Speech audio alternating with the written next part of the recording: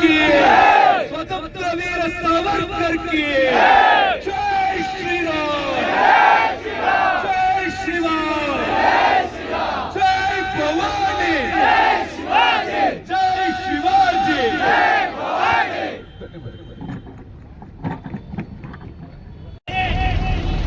ಆದರೆ ಅಲ್ಲಿ ಕಲ್ಲು ಬಾಂಬು ಚಪ್ಪಲಿಗಳ ಮೂಲಕ ಹಿಂದೂಗಳ ಮೇಲೆ ದಾಳಿ ಮಾಡ್ತಾ ಇದ್ದೀರಿ.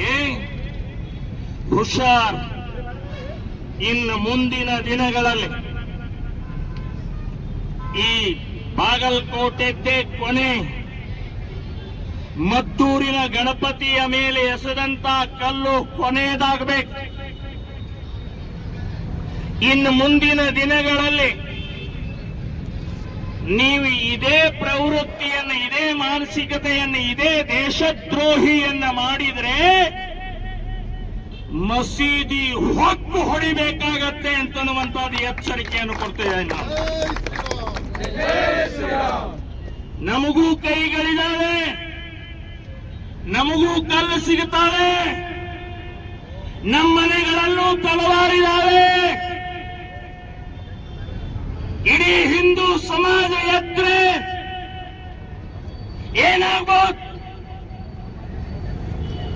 ಮಸೀದಿ ಅಲ್ಲ, ನಿಮ್ಮ ಮನೆಗಳು ಸಿಗಲಿಕ್ಕಿಲ್ಲ, ಆಡ್ಕೊಂಡು ಕೂತ್ಕೊಳ್ಳಕ್ಕೆ. ಬಡ್ಡಿ ಮಕ್ಕಳ್ರೆ, ಈ ದೇಶದ ಅನ್ನ ತಿಂದು ಸೊತ್ತಿ ಬಂದಿದ್ರಿ. ಪಾಕಿಸ್ತಾನ್ ಜಿಂದಾಬಾದ್ ಅಂತೆ ಹೇಳ್ತಿಂತ ಇದೆ. ಪಾಕಿಸ್ತಾನ್ದು ಹುಷಾರ್, ತಾಳ್ಮೆ ಅನ್ನುವಂಥದ್ದು ಒಂದು ಮಿತಿ ಇರುತ್ತೆ. ಇವತ್ತಿನ ಕಾಂಗ್ರೆಸ್ ಮಾಡ್ತಾ ಇರುವಂತಹ ಅಪೀಸ್ಮೆಂಟ್ ಪರಿಣಾಮ ಎಂಥ ಅನಾಹುತ ಆಗ್ತಾ ಇದೆ.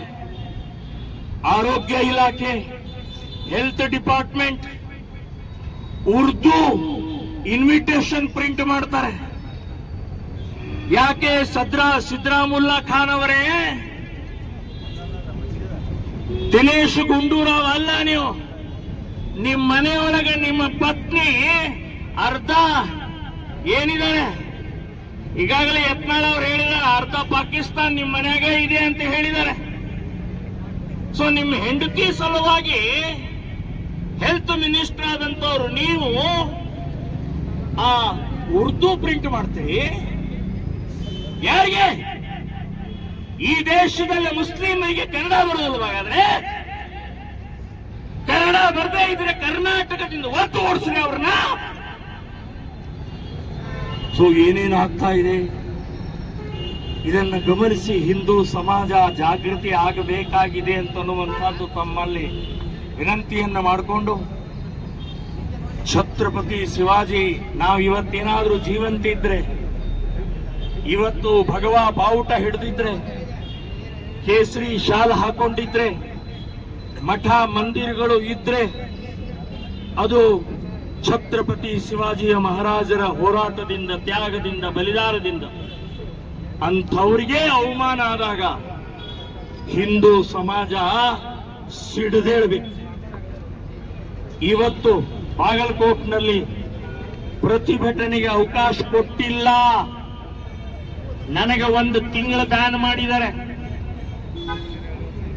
ಅಲ್ಲಿ ಬಾಗಲಕೋಟೆ ಜಿಲ್ಲೆ ಪ್ರವೇಶ ಮಾಡೋಗಿಲ್ಲ ಅಂತ ಹೇಳಿ 1 ತಿಂಗಳ ಬ್ಯಾನ್ ಮಾಡಿದ್ದಾರೆ. ಏನು ಬಾಗಲಕೋಟೆ ಪಾಕಿಸ್ತಾನ? ಬಾಗಲಕೋಟೆ ಕಾಂಗ್ರೆಸ್ ನಿಮ್ಮ ಅಪ್ಪಂದ? ಕೋರ್ಟಿಗೆ ಹಾಕಿದ್ದೇನೆ, ಕೋರ್ಟ್ ನ್ಯಾಯ ಕೊಡುತ್ತೆ ಅಂತನ್ನುವಂತ ವಿಶ್ವಾಸ ಇದೆ. ಕೋರ್ಟಿನಿಂದ ಆರ್ಡರ್ ತಗೊಂಡು ಆ ಬಂಕ ಮಸೀದಿ ಎದುರುಗಡೆ ಹೋಗಿ ಕೂತ್ಕೊಳ್ತೇನೆ. ತಾಕತ್ತಿದ್ರೆ ತಡಿ ನೋಡೋಣ.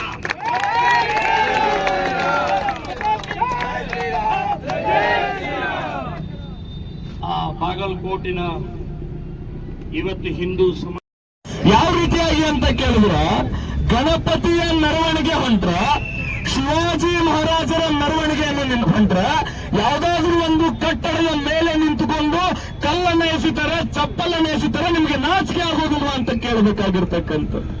ನೀವು ಛತ್ರಪತಿ ಶಿವಾಜಿ ಮಹಾರಾಜರ ಮೇಲೆ, ಗಣೇಶ ಮೂರ್ತಿಯ ಮೇಲೆ ಚಪ್ಪಲಿ ಎಸಿಬಹುದು, ಕಲ್ಲನ್ನ ಎಸಿಬಹುದು, ಆದ್ರೆ ನೆನಪಿರ್ಲಿ, ಛತ್ರಪತಿ ಶಿವಾಜಿ ಮಹಾರಾಜರು ಕೋಟ್ಯಾಂತರ ಹಿಂದೂಗಳ ಎದೆಯಲ್ಲಿ ಏನು ಹಿಂದುತ್ವದ ಕಿಡಿಯನ್ನು ಹಚ್ಚಿದಾರ ಅದನ್ನ ಮತ್ತೆ ಬಂದರೂ ಕೂಡ ಆರಿಸ್ಲಿಕ್ಕೆ ಆಗುದಿಲ್ಲ ಅಂತಕ್ಕಂಥದ್ದನ್ನ ನೀವೆಲ್ಲರೂ ಕೂಡ ಅರ್ಥ ಮಾಡಿಕೊಳ್ಳಬೇಕು.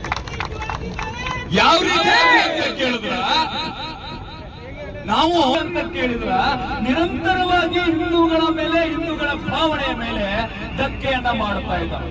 ಕವಿ ಒಂದ್ ಕಡೆ ಬಹಳ ಚಂದ ಬರೀತಾನ, 3 ಸಾಗರ 100 ಮಂದಿರ ದೈವ ಸಾಸಿರ ಗಂಗೆ ಇದ್ದರೆ ಸಿಂಧು ಇದ್ದರೆ ಗಿರಿ ಹಿಮಾಲಯಗಳಿದ್ದರೆ ಸಾರ್ಥಕ ಮನೆಯ ಮಕ್ಕಳೇ ಮಲಗಿ ನಿದ್ರಿಸುತ್ತಿರುವಾಗ. ಈ ರೀತಿಯಾಗಿರ್ತಕ್ಕಂಥ ರಾಜ್ಯ ಸರ್ಕಾರ ನಮ್ಮಲ್ಲಿದೆ. ಹಿಂದೂ ವಿಚಾರಗಳಿಗೆ ನಿರಂತರವಾಗಿ ಧಕ್ಕೆಯನ್ನು ಮಾಡ್ತಾ ಇದೆ. ಲವ್ ಜಿಹಾದ್ ಅಂತ ಪ್ರಕರಣಗಳಿಗೆ ಒಂದು ಯಾವ ರೀತಿಯಾಗಿ ಸಪೋರ್ಟ್ ಅನ್ನು ಮಾಡ್ತಾ ಇರ್ತಕ್ಕಂಥ ಸರ್ಕಾರ, ಇದರ ವಿರುದ್ಧ ನಿಲ್ತಕ್ಕಂಥ ಕೆಲಸವನ್ನ ನಾವೆಲ್ಲರೂ ಕೂಡ ಮಾಡಬೇಕಾಗಿರ್ತಕ್ಕಂಥದ್ದು ಅನಿವಾರ್ಯ. ಶ್ರೀಕೃಷ್ಣ ಪರಮಾತ್ಮ ಭಗವದ್ಗೀತೆಯಲ್ಲಿ ಹೇಳ್ತಾರಲ್ಲ, ಯದಾ ಯದಾ ಹಿ ಧರ್ಮಸ್ಯ ಗ್ಲಾನಿರ್ಭವತಿ ಭಾರತ ಅಭ್ಯುತ್ಥಾನಂ ಧರ್ಮಸ್ಯ ತದಾತ್ಮಾಂ ಸೃಜಾಮ್ಯಹಂ ಪರಿತ್ರಾಣಾಯ ಸಾಧೂನಾಂ ವಿನಾಶಾಯ ಸತತಂ ಧರ್ಮ ಸಂಸ್ಥಾಪನಾರ್ಥಾಯ ಸಂಭವಾಮಿ ಯುಗೆ ಯುಗೆ ಅಂತ. ಯಾವಾಗ ಈ ದೇಶದಲ್ಲಿ ನಾಡಿನಲ್ಲಿ ಅಧರ್ಮ ತಾಂಡವವಾಡುತ್ತೋ, ಯಾವಾಗ ಅಧರ್ಮ ಎತ್ತಿ ಕುಣಿದಾಡುತ್ತೋ ಅವಾಗ ನಾನು ಬರ್ತೇನೆ, ಅದನ್ನ ಸರಿ ಮಾಡ್ತೇನೆ ಅಂತ ಹೇಳ್ತಾರಲ್ಲ, ನಾವೆಲ್ಲರೂ ಕೂಡ ಆ ರೀತಿಯಾಗಿರ್ತಕ್ಕಂಥ ಕೆಲಸವನ್ನ ಇವತ್ತು ಮಾಡತಕ್ಕಂಥ ಅನಿವಾರ್ಯತೆ ಇದೆ. ನಾವೆಲ್ಲರೂ